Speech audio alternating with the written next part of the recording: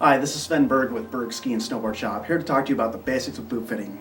Right here we're going to try to teach you about the basics in boot fitting, what to look for, what to expect, and also problem solving. So if any issues you've had in the past, we can hopefully solve them for you and make you a much better skier and a lot happier in your boots.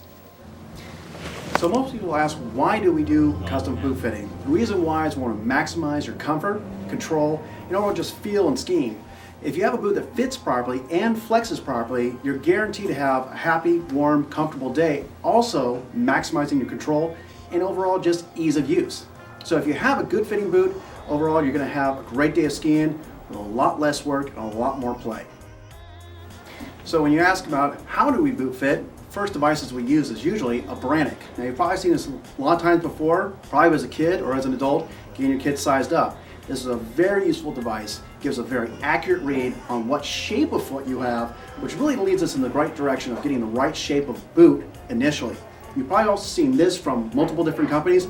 It works okay, but the problem is it's lacking a lot of information for a regular boot fitter. It doesn't actually have arch length or width, but it does give you an accurate read on the overall length of your foot.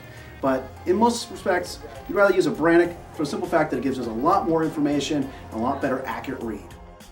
Also, people ask, what time should I do boot fitting? Well, the first thing is, afternoons are always better because your foot will be most likely swollen, a little bit more inflated, and think of it in the same sense of being up at elevation. If you've gotten on a plane, you probably noticed how your feet swell. It's because you're at elevation.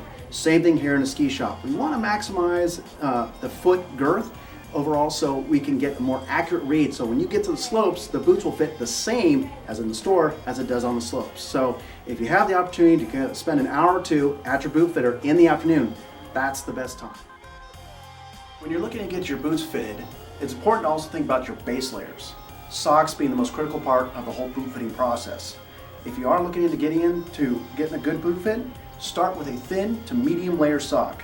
You can also look at a thin with medium cushioning sock for the fact that you'll actually get the insulation you're looking for without the extra pressure on top of critical points of your foot. When you're looking at socks, look at a synthetic or wool. The reason why, those move moisture. If you get cotton, cotton does move moisture, but unfortunately it traps it at the same time. So as you get hotter, the sock will peak in temperature and then you'll get cold because the sock cannot move the moisture. So a nylon, polypropylene, or a wool sock works excellent, once again, in a medium to a thin layer.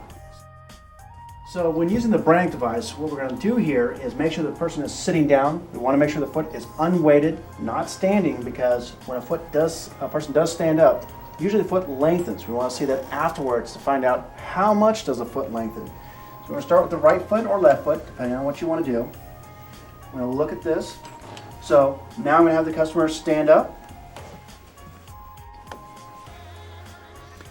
And notice how the foot now has lengthened to over 28. The ball foot, or the length of the arch, has moved farther forward, and the width of the foot has moved out. Now, this is our critical number here. We have a 28 and a quarter, so we correlate to that. So this foot actually is a 28 and a half in its arch length, which is reading right here. Then if we correlate the 28 and a half, we have a C width foot. So now we know the person's width, length of arch, and actual length of foot, which is all very critical information. If a person is sitting down and sizing up as a 27 and then lengthens to a 28, that means we want to look for a 28 size boot. So this is very critical information that we want to make sure that you as a customer know, and your boot fitter also. So when your boot fitter has selected a shell for you, the first thing we're going to do is actually take the liner out. The reason why is the liner itself can adjust to different lengths of foot or different widths, but the shell itself is the hard container. That's going to restrict your foot and also create discomfort if it's going to. So we take the liner out, make sure it's out of the way, and we're actually going to find out exactly how much space this customer has inside their boot. So we're going to start with putting the person inside the boot, have them stand up. Now just bring your toe to the front so it's just barely touching. Now gently flex forward like you'd be skiing. And I put my hand behind the heel inside the shell. And what we're looking for is 2 fingers or 2 centimeters. So between his heel and the shell, we've got 2 fingers side by side. That's exactly what we want, just like the Brannick Red. He's sized up to 28.5. When he's inside the shell, he has exactly 2 fingers side by side. That is perfect. The second thing we want to do is now have you bring your heel back all the way to it's touching, and then we're just going to open up the shell and look down. What we're looking for here is to make sure that the ankle bone itself actually has enough space. Now with the heel going back, we're actually going to open up the shell and see how much space they have between the ankle and the shell. What we're looking for is about a pen's tail's worth of space between the ankle bone and the shell. If you don't have that between the ankle and the shell, that means we're going to have to do some form of shell modification or some type of adjustment to make sure you do have that. So now we're going to have the customer put on the boot. Now that we've verified that they have 2 fingers worth of space and they have ankle clearance around the shell. So the best way to open up a boot is to think more of an X rather than backwards and forwards. The boot is designed to be opened either this way or that way. That's why you'll see with most boots they have a tongue loop that allows you to open up the boot easier. If you do it this way, it'll be twice easy to get into the boot. So here we go. Now, I do expect the toe to touch front. I guarantee your toe will touch the front every single time. That's a proper fitting boot. So we're going to buckle up starting from the top.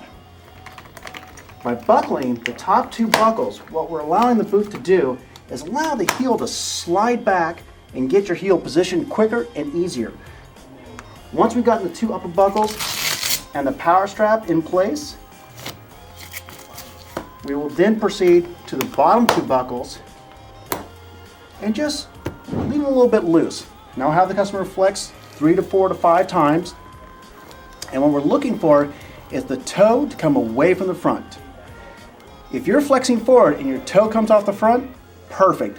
But when you stand upright, we expect your toe to touch front guaranteed. Not jammed, just touching. And that's a great fit right there.